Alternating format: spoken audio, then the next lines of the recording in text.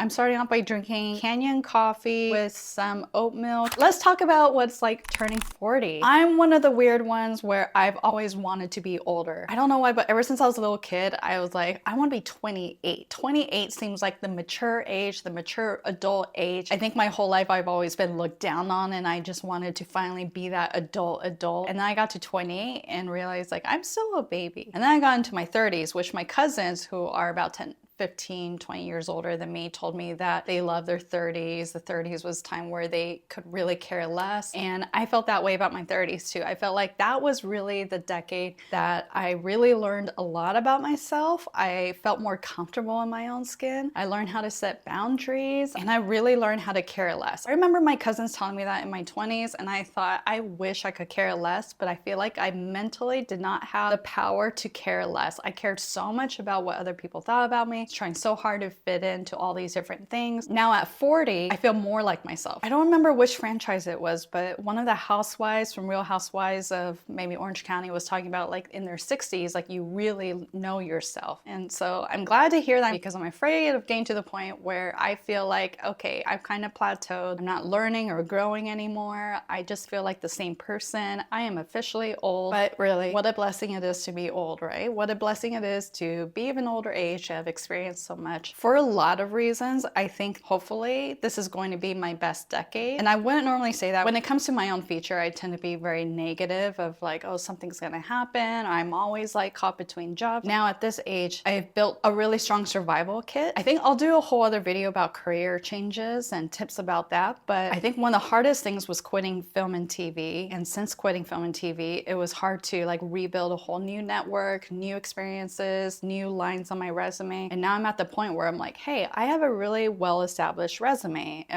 past of just like the last 6 years, and I don't have to recap everything I've done in the last 20 years. So I'm thankful for that. What I did when I turned 40, I went to Korea. I hadn't gone to Korea maybe like 14 years, and Seoul is completely different than what it was like 14 years ago, let alone in the 90s growing up. I used to spend entire summers in Korea. So this last time we just stayed in Seoul, but I got to bring my boyfriend and my best friend. And that was so special to me because I got to show them, not just showing more about my culture and the food and even getting to meet my family. It's kind of like bringing someone to your hometown and seeing the school that you grew up in and your hometown friends and things like, and like the environment that you're in. I guess it was a way to show a part of my identity that I was never able to show in that way before. Oh, so another thing, my 40s, I'm doing skincare for the first time. So a friend gave me a care package of different skincare stuff, and I honestly have always just been so lucky to just use water or whatever cheap CVS face wash thing, but I honestly never really took care of my skin. So I studied everything. There's so much stuff in this care package, and I picked out the things I'm like, okay, I gotta read the labels. Okay, gotta do this after cleansing. Okay, after cleansing, I have to do this. After the toner, I gotta do moisturizer. Okay, so I have it all set in order, so I know what order to do them in and how to do them. And it's really been changing my,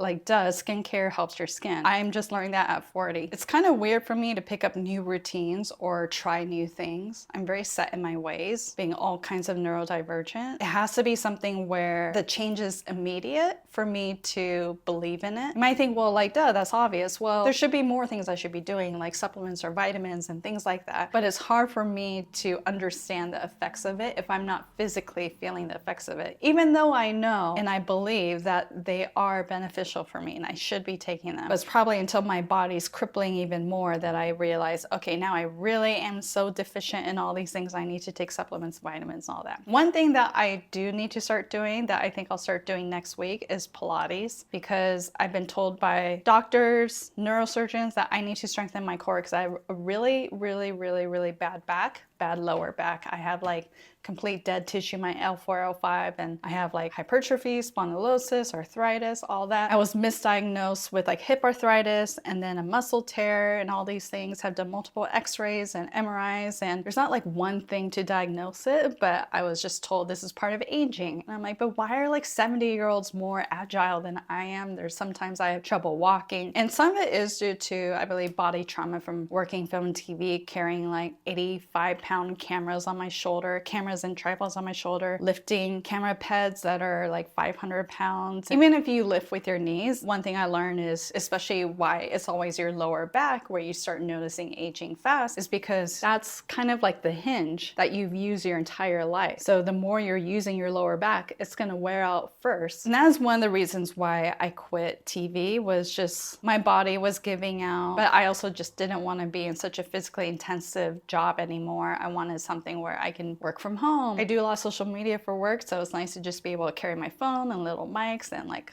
all this cases of equipment and everything. So I've gone through phases of working out, but I think again in my 20s, it was something I did to fit in because I always heard people talking about working out. So I thought, oh, I need to start working out so I too can talk about, oh yeah, it's leg day, or I gotta do a mile run today or whatever. I honestly did not understand why we needed to work out. Yeah, I'm not very smart in a lot of those ways. I used to think working out was about losing weight, and I'm like, well, I'm happy with the weight I am, or I was. Now I weigh more. And losing weight as you get older is so hard. I cannot eat everything like I used to. That's another new thing at 40s, is watching my carbs, watching my fiber, my protein, watching the order I eat things in, watching my activity after I eat. And the reason why I'm taking it so seriously now is because I found out I'm pre-diabetic and my mom was diabetic. She had so many complications from that. So as much as you can prevent it as possible, try to take care of yourself, eat well, work out, all that. I think in my next video, we'll talk about career changes. So I have so much to say about that and so much advice to give to anyone that is going through a complete